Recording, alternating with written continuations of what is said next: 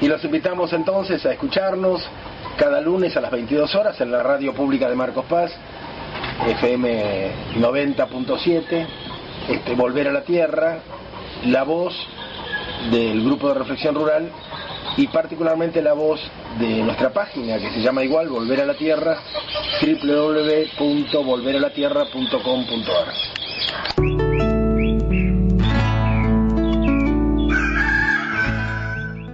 Buenas noches a todos.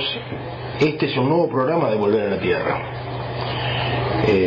Les habla Jorge Eduardo Rulli, me acompaña Federico Aliaga y habitualmente tenemos de columnista al profesor Adolfo Boy. Este programa es la voz, o intenta ser la voz, de la página volveralatierra.com.ar, página dedicada a los neorurales y a los rururbanos por parte del grupo de reflexión rural, el GRR. Este programa lo estamos emitiendo por la FM 90.7, cuyo link es www.radiopublica.marcospaz.gov.ar. Se nos puede escuchar entonces por internet a través del link de la radio pública de Marcos Paz. También se nos puede llamar por teléfono al 477-4371. Estamos entre las 10 y las 11 de la noche, todos los lunes. Se nos puede conectar a través de la página del GRR también, que es www.grr.org.ar.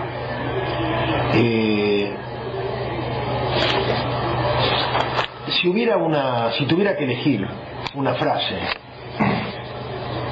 como emblemática, como para dar la idea de lo que nos proponemos en este programa Volver a la Tierra, tomaría la expresión afortunada de un campesino colombiano que dijo: el pueblo que ha perdido su capacidad para producir su propio alimento tiene, tarde o temprano, que poner la rodilla en tierra. Este programa lo hacemos para todos aquellos que no quieran poner su rodilla en la tierra, que quieran, todo lo contrario, poner su raíz en las tierras de América. Y voy a un pensamiento de Masanobu Fukuoka, un maestro que nos ha inspirado en muchas de las luchas que llevamos. Dijo Masanobu Fukuoka: el cultivo fue el más simple y también el más grandioso de todos los trabajos permitidos al hombre. No hubo nada más que él tuviera que hacer y nada más que hubiera hecho. Los verdaderos gozos y deleites del hombre eran un éxtasis natural. Esto solo existe en la naturaleza y se desvanece lejos de la tierra. Un medio ambiente no puede existir fuera de la naturaleza, y así la agricultura deberá ser el fundamento para vivir. El retorno de todas las gentes al campo para cultivar la tierra y crear aldeas de hombres verdaderos es el camino a seguir para la creación de ciudades ideales, sociedades ideales y naciones ideales. Repito, el retorno de todas las gentes al campo para cultivar la tierra y crear aldeas de hombres verdaderos es el camino a seguir para la creación de ciudades ideales, sociedades ideales y naciones ideales. Masanobu Fukuoka. Estas sabias palabras del maestro, extraídas de su libro La senda natural del cultivo, describen por sí mismas las razones que motivaron la creación de este espacio y el fundamento para promover el regreso del hombre a la tierra. Durante las últimas décadas, millones de personas emigraron voluntariamente o fueron expulsadas del campo a la ciudad en todo el mundo, atraídas por los espejitos de colores que nos vende el capitalismo. Las luces de la gran urbe y la promesa de una vida mejor, en el primero de los casos, y producto de la agricultura industrial, que sustituyó a la vida campesina por la maquinaria de hacer una agricultura sin agricultores, en el segundo caso, en el más penoso. Pero lejos de transformarles la vida para mejor, en la inmensa mayoría esas personas fueron condenadas a sobrevivir en condiciones infrahumanas y hacinadas en inmensas y precarias villas miserias que rodean las grandes ciudades. Al mismo tiempo, muchas de las personas que lograron zafar de esa tremenda realidad y consiguieron condiciones de vida digna están igualmente sometidas a las condiciones de vida cada vez más extremas que ofrecen los centros urbanos, como los ruidos, la contaminación ambiental, el hacinamiento, la inseguridad, los sucesivos desastres que vivimos, etc. Por esta razón, muchos habitantes metropolitanos toman la decisión de marcharse a vivir en las afueras de las ciudades o directamente al campo con la intención de dar curso a sus anhelos de una vida sana, de una vida mejor. Aunque para nosotros es lo ideal, no es necesario irse a vivir al campo para volver a la tierra. Para cumplir con esa obligación moral que muchos sentimos como un imperativo, es muy importante hacer algo. En los fondos de las casas de los pueblos o ciudades muchas veces se utiliza tiempo y espacio para cultivar plantas ornamentales, lo que en sí mismo no está mal, pero podríamos utilizar ese tiempo y espacio para cultivar pequeñas huertas y especies aromáticas que nos permitan tener al alcance de las manos alimentos frescos, nutritivos y sanos. Sería una sabia manera de volver a conectarnos con la tierra, que siempre nos va a traer paz y esperanzas, un mejor ánimo y una mejor autonomía.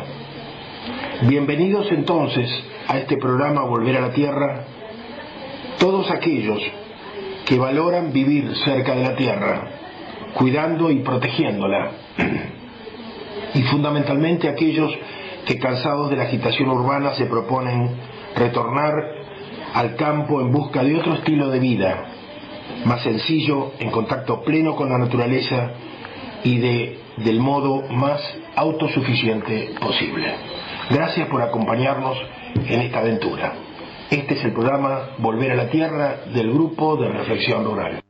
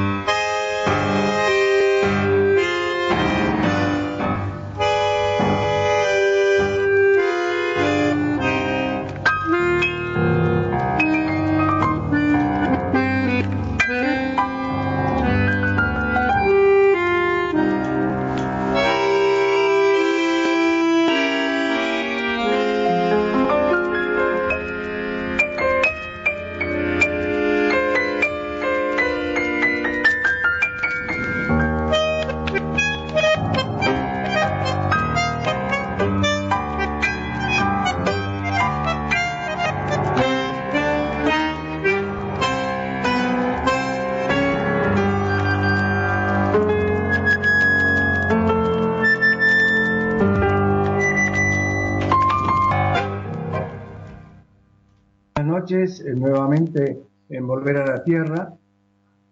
Hoy quería tomar el tema de algo que seguramente cada uno de los oyentes o algún aficionado que nos escuche, aficionado a la huerta, incluso a la jardinería, tendrá como experiencia. Ver que las hormigas, desde un vecino, cruzan el tapial, hacen varios metros y vienen y nos atacan un rosal en el jardín nuestro, o vienen y nos atacan una planta en la huerta nuestra. Es decir, las hormigas del otro lado de un tapial recorren todo un camino para venir a comernos a nosotros plantas de la huerta. ¿Qué nos dice esto? Bueno, espero que alguien tenga la experiencia y se haya preguntado, ¿qué es lo que pasa? ¿Qué es lo que atrae a las hormigas? Pero hay algo más. Suponiendo que nosotros tenemos varias plantas, digamos, de lechuga, o varias plantas de tomate, o varios rosales, vamos a ver que las hormigas no atacan, es decir, no empiezan a podar la primer planta, la que está más cerca, sino una planta determinada. Bueno, esto, que seguramente deben haber visto, fue el comienzo de una serie de investigaciones que en general preocupó a todos los productores, fundamentalmente los productores biológicos, los productores orgánicos, los productores que no usan agrotóxicos. Dentro de ellos, por ejemplo, el nombre es bastante difícil, Chabouzou, se escribe Chabouzou. Francis Chabouzou desarrolló una teoría. Esa teoría trata de explicar, esa teoría tiene sus fundamentos. Él trabajó en Brasil, trabajó también, fue director de una experimental en Suiza donde muere. Es decir, es un científico que ha trabajado sobre esta teoría que se conoce, la pueden buscar, sería bueno que investigaran con más detalle lo que voy a comentarles hoy, la teoría de la trofobiosis. Trofo, seguramente recordarán que alguna vez nuestra profesora o profesor de biología nos enseñaba la cadena trófica, que es la cadena donde un ser vivo come al otro, ¿no? Es decir, trofo es alimento. Y trofobiosis, bios, vida.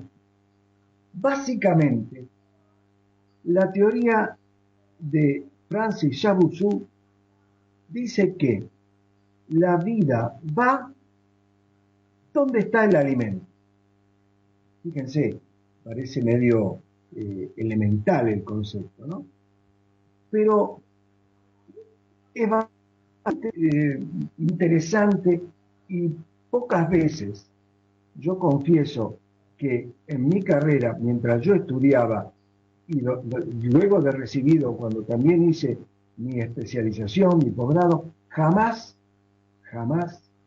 mis profesores me hablaron de la teoría de la trofobiosis ni de lo que les voy a comentar. Las comprobaciones que hace Chabouzou también las hacen y la hicieron otros investigadores. Uno de ellos, por ejemplo, Howard, el famoso inglés que trabajando en la India, luego escribirá ese testamento de agricultura. Howard dice que sobre una tierra sana, la planta es sana.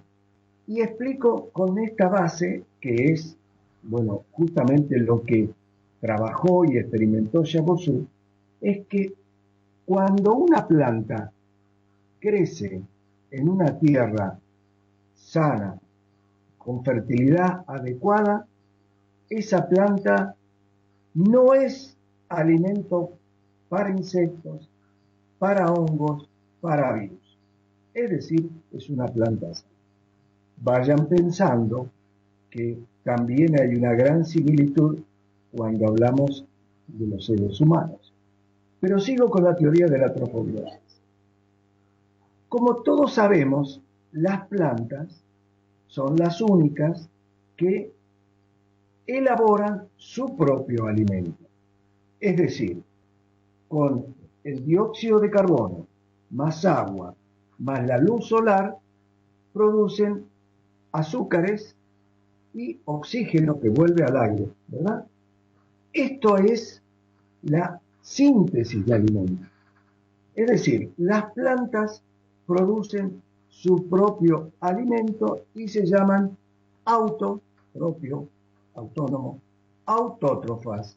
Es decir, ellas mismas producen sus alimentos. Mientras que nosotros, los insectos, los hongos, las bacterias, los animales que conocemos, la vaca, el caballo, en fin, lo que ustedes piensen, somos heterótrofos, es decir, necesitamos tomar el alimento ya hecho, ya sintetizado por las plantas. En este proceso de las plantas de sintetizar alimentos, la planta tiene permanentemente un ciclo donde primero toma los azúcares, el nitrógeno de la tierra, hace aminoácidos y con los aminoácidos que vendrían a ser, imagínense, como ladrillos, va a construir las paredes de ese edificio que es la planta y esas paredes serían las proteínas. Esas proteínas son producto entonces de esa síntesis que como proteína, digamos, la palabra es proteus, se llama el proceso de sintetizar proteína proteosíntesis, es decir, sintetizar proteína. La planta sintetiza proteína, construye a partir de los aminoácidos las proteínas que son las paredes, el cimiento y la estructura de la planta.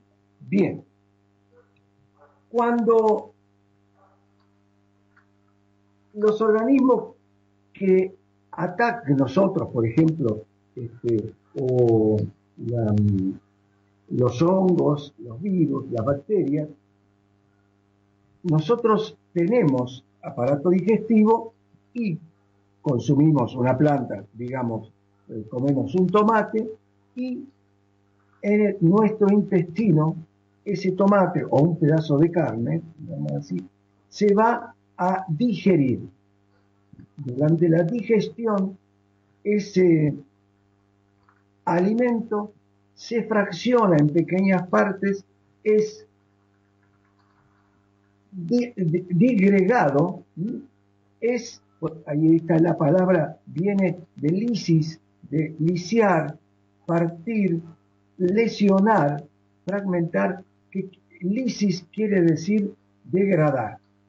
Entonces, lo que la planta en la proteólisis formó, cuando nosotros hacemos la digestión de ese alimento, esa digestión se llamaría proteólisis, es decir, la descomposición. Bien, volvamos a la planta. La planta nace y va permanentemente creciendo y desarrollándose de manera tal de que con los elementos que vimos, con el dióxido de carbono, el agua y la luz, va formando los aminoácidos, va formando las paredes que son las proteínas y va creciendo. En algún momento puede ocurrir de que viene un viento y rompe una rama, viene una helada y quema parte de ese vegetal, viene un horticultor y poda ese tomate, produce una herida. La planta va a tomar proteínas de sus reservas, de sus paredes, va a sacar ladrillos, aminoácidos, y va a reparar la pared rota, el trozo roto por el viento, la parte que fue podada por el cultivador de tomate. De esa manera hay en la planta una especie de shock donde la planta ve la necesidad de sacar ladrillos de paredes ya construidas para poder subsanar, para poder reparar un daño físico como sería un daño por el viento o un daño por una helada o por la poda. En ese momento, desde que la planta comienza a digregar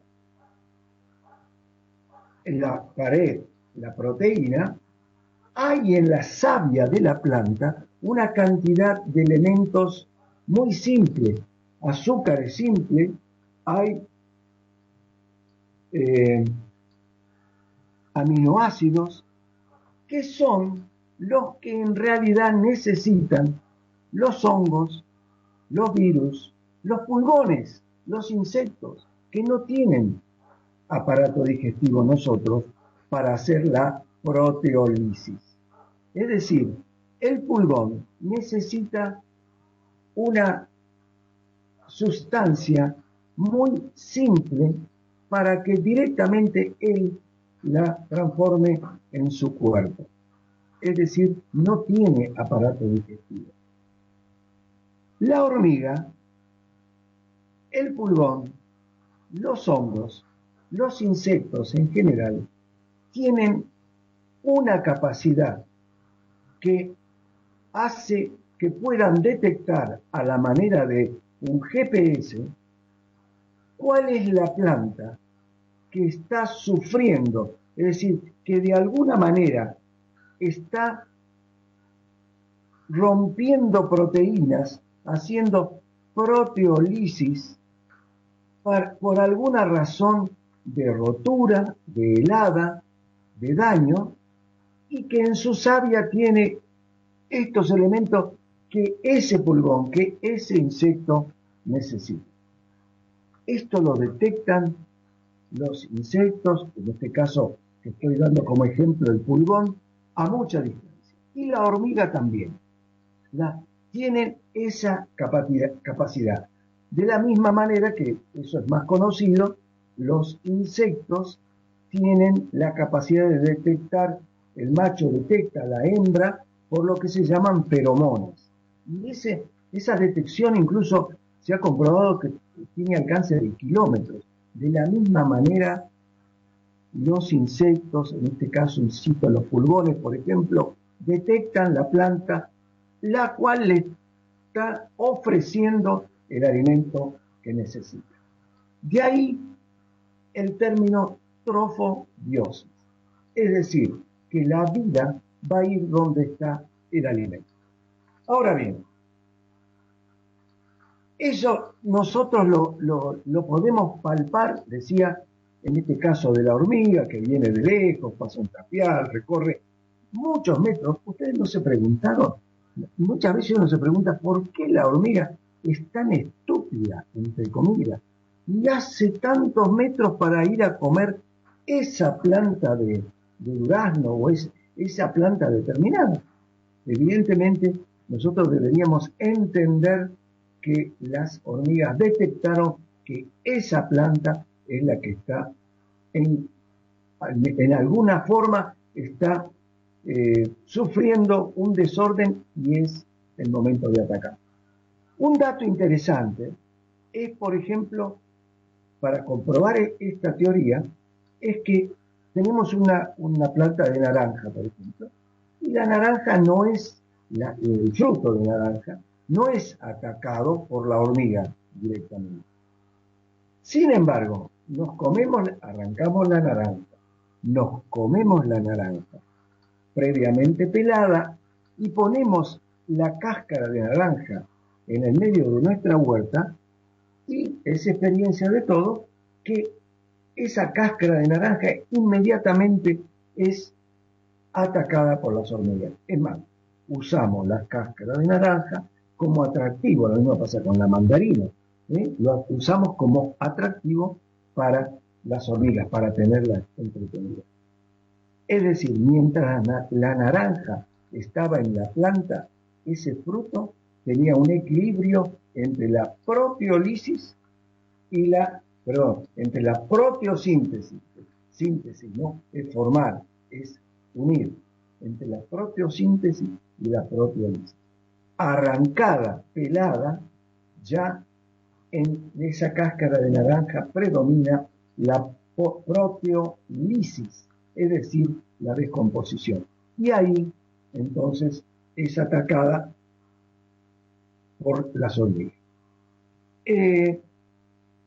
La teoría de Francis Chabouzou se hace mucho más sólida, y es el trabajo que él publica en un libro que también lo pueden ver en parte, hay comentarios en internet, que se llama Plantas enfermas por los agrotóxicos. ¿Por qué? Porque las plantas a las que se le aplica insecticida, incluso a las que se les aplica fertilizante, tienen un desorden, un desequilibrio, insisto, entre la proteosíntesis y la proteólisis, y ese desequilibrio hace que sean muy atacadas por las plagas. Yo creo que quien más, quien menos, debe haber observado que en primavera, estamos en agosto, vamos a ver ahora ya prácticamente a fin de mes, principio de septiembre, vamos a ver que los rosales comienzan a brotar con fuerza. En ese momento van a ver ustedes que es frecuente que los pimpollos de rosa sean atacados por pulgones. ¿Qué sucede? Justamente en esa brotación tierna de primavera tenemos estos productos que los insectos, en particular los pulgones, necesitan para alimentar. Entonces, la teoría en concreto es entender que la nutrición de las plantas, la tierra sana, y esto, insisto, lo decía Howard, lo dice Howard en su testamento agrícola de 1890, fíjense si tiene años, ¿no es cierto? Que sobre una tierra sana, la planta es sana. Esto nos tiene que, digamos, servir como guía en nuestro trabajo en la huerta. Siempre yo repito algo porque me choca y se repite permanentemente. Tengo pulgones en el rosal, ingeniero, ¿cómo lo mato? Es decir, la idea de matar, ¿no? ¿Cómo mato el pulgón? Cuando en realidad, y esto también, insisto, es aplicable al ser humano, cuando en realidad lo que tenemos es que tenemos que prevenir. Y la prevención, la sanidad de las plantas, como la del ser humano, está en una alimentación, en una nutrición equilibrada. Es decir, la planta sana no es alimento para las plagas. La planta sana no atrae a los predadores, no atrae a las plagas como podrían ser hongos, virus y bacterias. Ahora, esta teoría de la trofobiosis debe también hacernos, digamos, prestar atención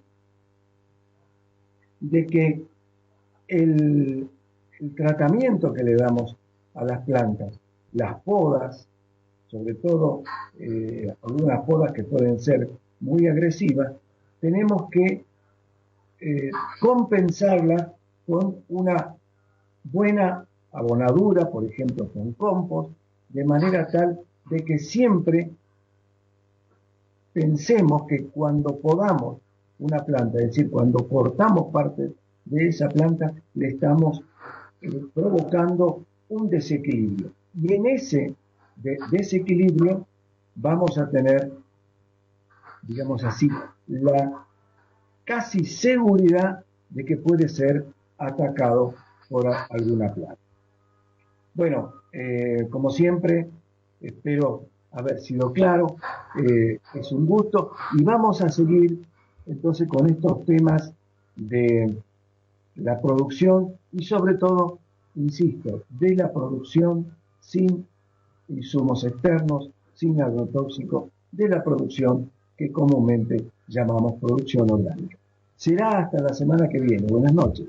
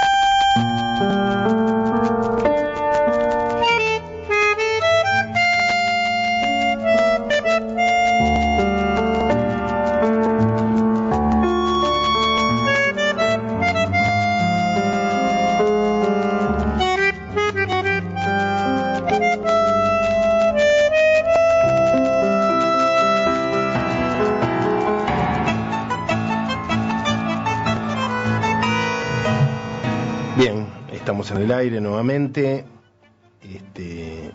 El programa se llama Volver a la Tierra y es la voz de la página correspondiente volveralatierra.com.ar, que en las últimas semanas ha sumado una cantidad enorme de amigos.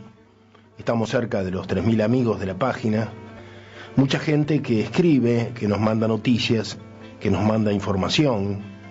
En diferentes países se están dando una serie de situaciones, de conflictos, de combates por la tierra, sobre todo el negocio inmobiliario, que ha provocado justamente en España el otro día una noticia que decía los asesinos de huertas, o sea, empresas que se dedican a ocupar con sus proyectos inmobiliarios las huertas de los vecinos que en este momento tan difícil para España están volviendo en muchos casos a producir sus propios alimentos en comunidad.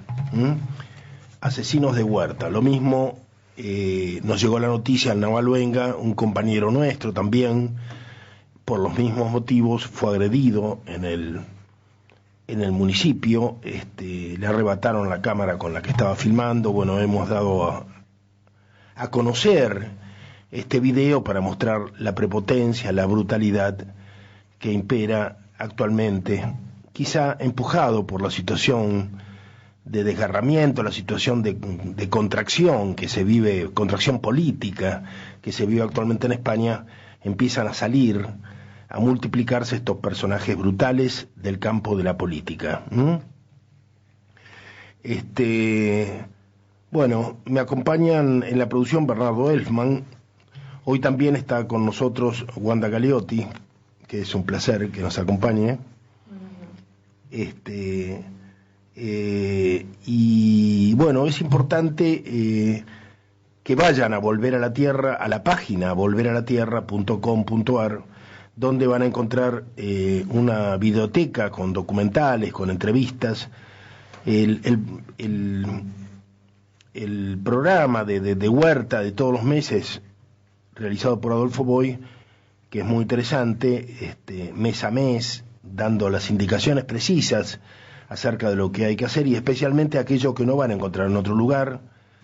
Asimismo, un espacio para preguntas y respuestas, para gente, que busca comunidades, que busca nuevas experiencias.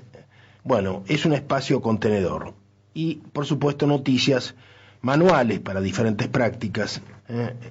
Hay bastante material sobre parto natural, sobre construcciones alternativas también, y referencias y fotos. Todo eso en volveralatierra.com.ar. Estamos en la FM 90.7.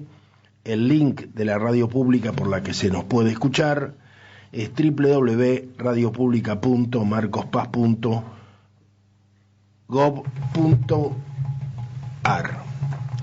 Bueno, vamos a sacar a otro de los colaboradores asiduos de este programa, que es Andrés Dimitriu, profesor en el Comahue. Él nos va a hablar desde Río Negro. Recién, repito, lo tuvimos a Adolfo Boy, que es uno de los fundadores del grupo de reflexión rural allá por los años 90, cuando nosotros, como técnicos y empleados de diversas áreas del Estado, en la agricultura y en el INTA, él estaba en el INTA, nos convocamos a organizarnos para presionar y para luchar contra las primeras semillas transgénicas que fueron aprobadas. Recordemos, nos estamos refiriendo a la soja RR en el año 1996, ¿no? A partir de entonces, y comprendiendo la peligrosidad del paso que se había dado, que no era solamente la aprobación de una semilla transgénica, sino el respaldo a una nueva agricultura, una agricultura de insumos, no ya de procesos, sino de insumos, una agricultura de escala, una agricultura química, y una agricultura con maquinaria cada vez más pesado y cada vez más costosa, una agricultura que fue dejando al campo sin agricultores, que fue despoblando a los pueblos campesinos, a los pueblos rurales, empujándolos hacia las periferias urbanas. Y reaccionando contra todo eso es que en aquellos años conformamos al grupo de reflexión rural. Bueno,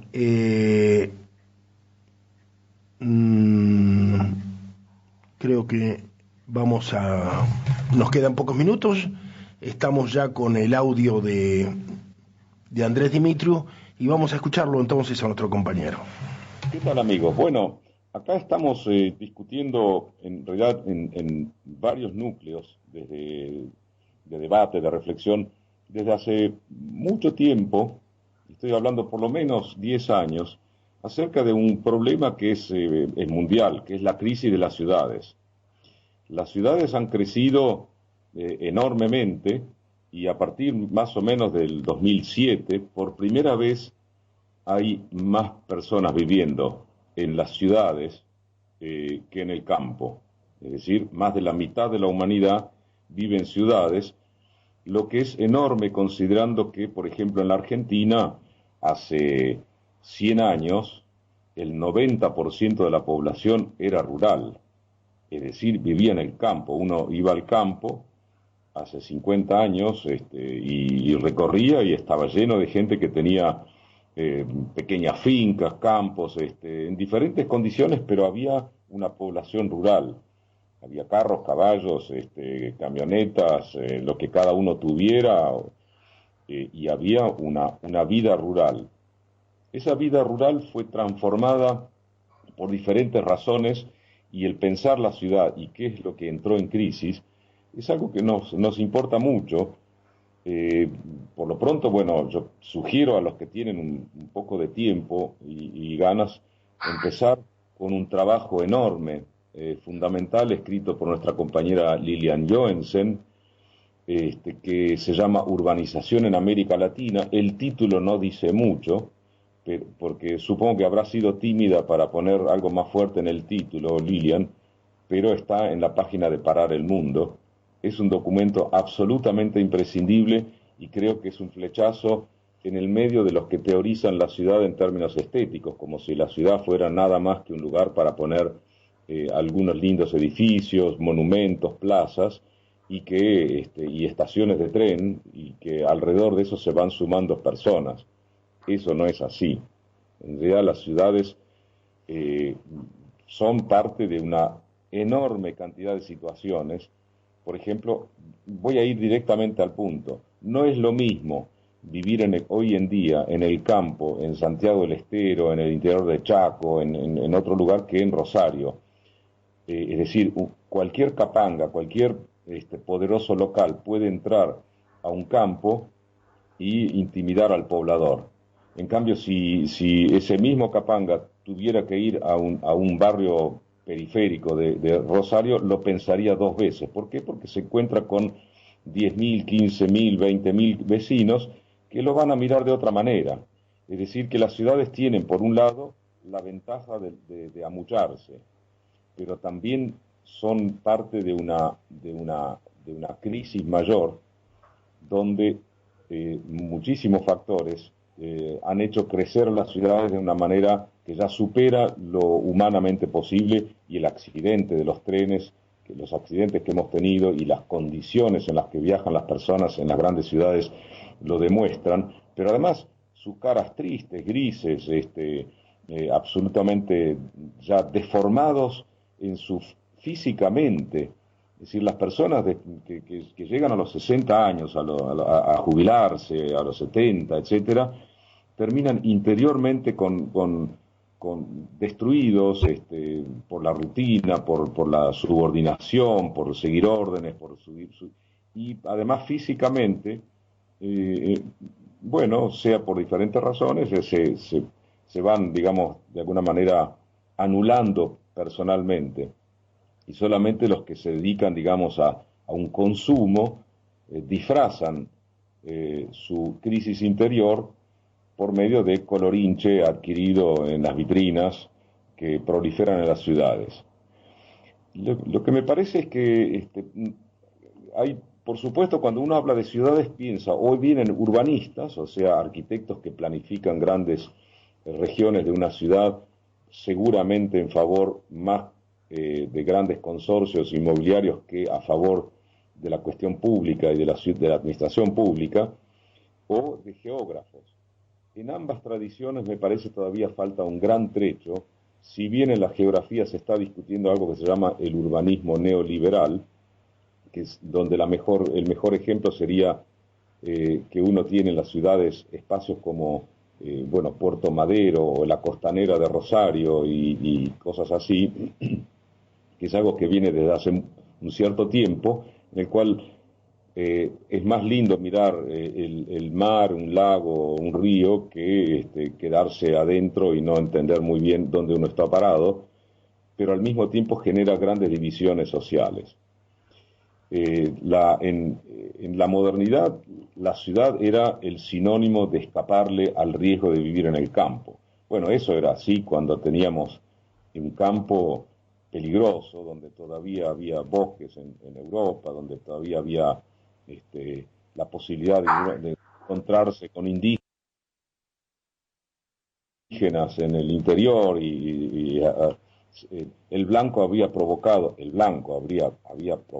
los malones, no al revés, porque es el blanco el responsable de que hubo malones, y entonces, claro, por supuesto vivir en la frontera era peligroso. Entonces había un fuerte apego al cemento y también en el caso de América Latina, a la importación de bienes suntuosos, bañaderas enlosadas, perfumes y otras cosas más, que se fue transformando en una costumbre, es decir, realmente una costumbre muy cara. Por ejemplo, el Teatro Colón, por mucho tiempo, tuvo un presupuesto que fue superior al de la provincia de Santiago del Estero, es decir, un solo teatro, un solo edificio, donde trabajan, no sé, o trabajaban y trabajan 1.500 personas.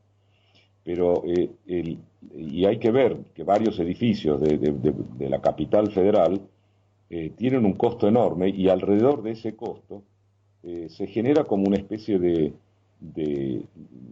idea de superioridad, ¿no? Por eso hay que subir escaleras, ¿no? Como los bancos, las catedrales, la mirada para arriba, ¿no? Es decir, vivir subordinado a esta historia visual, donde las plazas son para sentarse, pero no son plazas, son una mezcla entre plaza y parque. Noten ustedes que una plaza en ciudades coloniales previas era siempre un lugar, igual que la plaza medieval en Europa, era un lugar donde había teatro, donde había casamientos, mitines políticos, ejecuciones, carnavales, es decir, había una cantidad de cosas, pero no había espacios verdes. En cambio, porque eso es para los parques. Entonces, esos espacios de comunicación se fueron transformados en lugares de control social. Las plazas esas que tenemos en la Argentina, por ejemplo, que es el típico urbanismo controlador, están pensadas para que las personas no se comuniquen, para que no tengan encuentro. Por eso se molestaron tanto cuando una enorme cantidad de personas se fueron a la Plaza de Mayo y con el calor pusieron los pies dentro de las fuentes. ¿Cómo podía ser que hubiera el aluvión zoológico, lo llamaban? Entonces había una idea de que la plaza era nada más que para caminar, comer pochoclo o turrón y mirar las palomas. Pero la idea esta de plaza como el lugar de un cabildo, de una asamblea, etcétera, es una lucha permanente que no se gana sino más. En definitiva, y teniendo en cuenta muchos datos y muchos enfoques, lo que podemos decir es que la ciudad ha entrado en crisis enormemente, y también la ruralidad, de manera que tenemos que volver a repensar los territorios en función de la producción de alimentos, del comercio local, de redes mucho más inteligentes. Quien fuera maestro de Raúl Scalabrini Ortiz, Macedonio Fernández, decía en los años 30 que la Argentina debía transformarse en un territorio lleno de pequeñas ciudades agroindustriales, centros donde uno podía reparar un tractor, una máquina, una herramienta, pero en una escala mediana. No hay por qué pensar que el retorno al campo es una especie de ruralismo romántico imbancable. No, tenemos que aprovechar lo que se pudo hacer y elegir entre las diferentes tecnologías que hay, aquellas que son realmente útiles, y descartar las que no lo son. Por eso no es bueno hablar de la tecnología, sino de las tecnologías. Y nosotros, para organizar un territorio, debemos pensarlo en términos de una multiplicidad de espacios creativos para la sociedad. Hace poco hubo aquí, de donde estoy yo, en General Roca, un gran congreso mundial sobre la pera. Y bueno, nosotros nos manifestamos ahí afuera por el precio, con los amigos acá de la producción y por el precio del producto. Pero cuando hablamos, nos preguntaban, salía gente que venía de la Comunidad Europea, donde el 80% del comercio fruta y hortícola está manejado por cooperativas. Estaban asombradísimos la diferencia de precio de la fruta a cómo le llega al consumidor. Acá al productor le pagan 10 centavos de dólar y el mismo producto se vende 15 veces más caro en la verdulería. Pero ellos estaban asombrados y le decían, ¿ustedes notaron qué clima tenemos? Era ahora, en junio. Sí, es junio. Claro, es invierno, me decían. Claro, ellos no entendían qué clima estaban. Bueno, el tema es que nosotros tenemos el clima acá de las zonas más interesantes de Italia. Así que de manera que teníamos en la Toscana, tenemos un clima que permite una diversidad de cultivos y de maneras de vivir y una red mucho más inteligente. La Toscana no la toca nadie, porque es una red de comunidades que tiene muchos siglos de apropiación territorial y es imposible que vengan grandes intereses por el lado rural.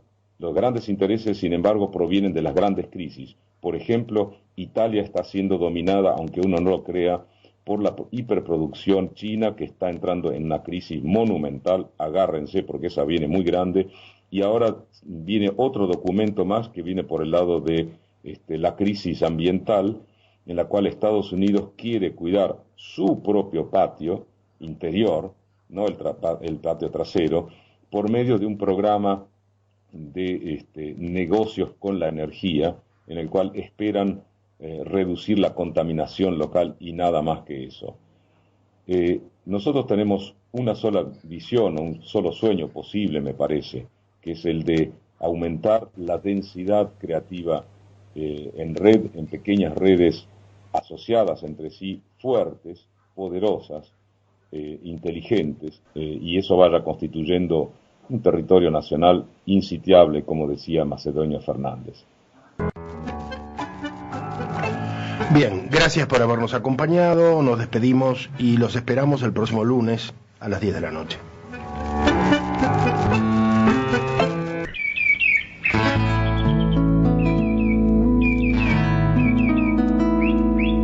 Y los invitamos entonces a escucharnos cada lunes a las 22 horas en la radio pública de Marcos Paz, FM 90.7, Volver a la Tierra, la voz del Grupo de Reflexión Rural y particularmente la voz de nuestra página que se llama igual, Volver a la Tierra, www.volveralatierra.com.ar.